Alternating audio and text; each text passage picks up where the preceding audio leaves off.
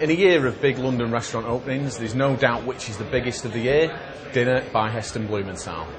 The 3 Michelin-starred chef's first major restaurant opening since he opened the Fat Duck in 1995.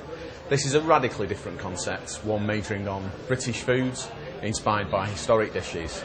The restaurant's been open for 2 days now, so we've come for only, I think, the 3rd service. We're going to talk to Heston Blumenthal himself, and also Ashley Palmer-Watts, his head chef, and then we're going to try out some of the dishes, so let's go and take a look.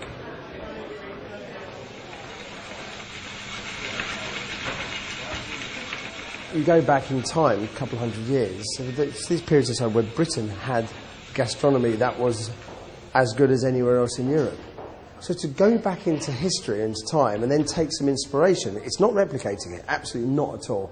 It's inspiration, and sometimes it might be just a spice mix or a way a dish is served. But taking that, but not replicating it, because in those days a lot of the ingredients we wouldn't be able to eat. The milk would be rancid, the wine would be oxidised and sour, and plus the cooking, everything would have smelt of burnt pig skin.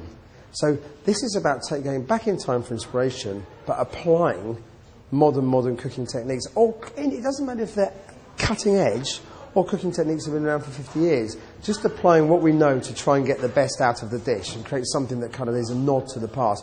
Whatever anybody thinks, absolutely is no intention of getting 3 Michelin stars here.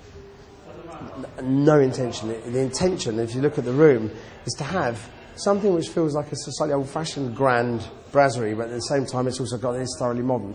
There's no tablecloths. There's no carpet on the floor. But want some noise. We want to be doing nearly 200 people. This is not set up as a 3 Michelin star restaurant at all. Ashley knows if I could have done it, it would have been his name. Every interview, when everybody asks me, no matter my involvement in the development, I'm not here. I'm not cooking here. Yeah. My home is Bray. It's not here. This is Ashley's restaurant. And what happens at the beginning is the Mandarin wanted my name attached to the restaurant. What I haven't done is said Heston at the Mandarin. And absolutely, Heston Blumenthal at the Mandarin, Heston's, Blumenthal's, whatever. It's dinner by Heston Blumenthal. The fear of failure has always been a driving force for me, never the will to succeed.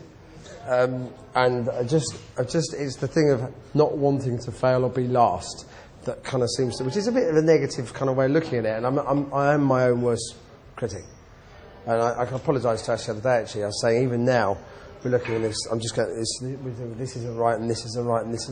That's not to say there's so many other things that are fantastic. But and Ash knows because he's worked with me for 11 years, so I do that to myself. I'm always beating myself up because I never think it's good enough. The risk is that, or the gamble, is that the expectation is up here and what we produce is here.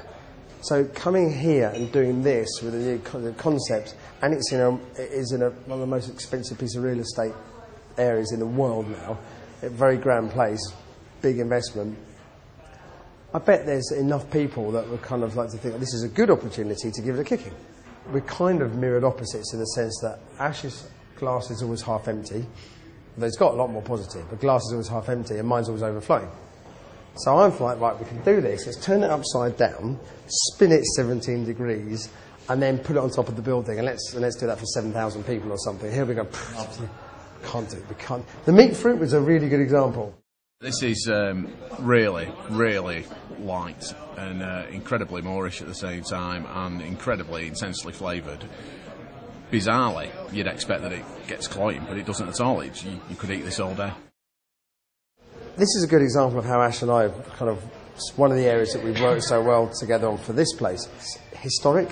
The process is thoroughly modern. We use an unbelievable essential oil. The way of actually breaking down the mandarin skin to make the jelly, the temperature that you have to measure at, really accurate temperature, that you dip your set parfait mix in just above so it's basically just a little bit below the setting point of the jelly. So as you dip it in and pull it out, it sets the jelly. Pigeons cooked in ale, and then you had pigeons cooked with artichokes. So we joined them together, and it sounded like a good idea, didn't it? This is like Italian shoe leather. This is the softest, most velvety piece of flesh I've ever tasted. And that ale is just one rich, fantastic sauce. Ashley said this is supposed to taste like Britain. Hovis and such memories on a plate. Can't say it tastes like Britain to me, but it certainly tastes pretty amazing. I mean, that's another knockout dish, that.